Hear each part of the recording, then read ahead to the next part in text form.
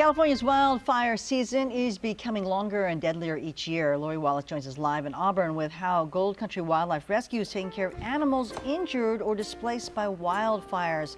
How are they doing? Oh, they're so cute, T, but I already made a big mistake. What? I'm talking to these animals like pets, and that's a big no-no. So you're not supposed to walk up to the cage here, the enclosure, on this cute bear and talk to it like a baby. So I made a little mistake, but now I know what not to do. Sally Sue is with me here to talk about what they're doing out here to take care of these animals. Now they have 8 burn victims that they're taking care of, 3 bear cubs like this one that you're looking at right here. And you can't blame me because it's awfully cute. But Sally Sue warned they're not that cute when you step inside. Right, they're a different animal when you step inside, and they charge us. They growl at us, so we do have to go in. We go 2 people at a time in there, so someone is working on keeping the person safe who's doing the cleaning and feeding, and we keep the bears hazed away. We take a piece of plywood in, and just doesn't take much to haze them away, but we have to be careful. Yeah. They are wild animals. And you guys are working with, like I mentioned, a handful of animals out here that have been burned, all the different fires that we've had in our region. The bear cubs are all out here, so this enclosure here allows them to go throughout. They have this side of the barn, and so we have trees set up so they can go to the top of the wall and go down into the next stall. Obviously, this barn was built for livestock, not for bears. And then we're working on a permanent enclosure for them because we do have to keep them through the winter. They can't be released until next spring. They stay with their moms till they're 18 months to 2 years, and these guys are about 8 months old. So we're making arrangements to keep them. We just got our bear cub rehabilitation permit from Fish and Wildlife. So this has kind of been sudden because of all the cubs we've gotten in through the fires.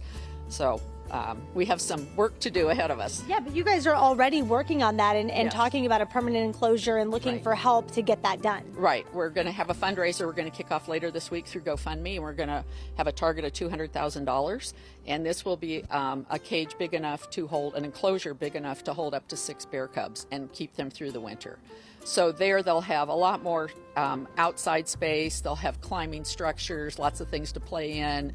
They'll be able to scavenge for their food, so they'll learn to be real bear cubs. Okay, let's go for a little walk and show you. There's a couple more in this enclosure. They're a little bit hard to see, but there's 2 up there on that platform. And Sally Sue, when they come to you, talk about kind of what you have to do to get them to the point that you've gotten them to already. Okay, so these bears are through their acute care for burns. They all came in with the bottoms of their feet burned, sometimes their noses burned, sometimes their toenails were damaged.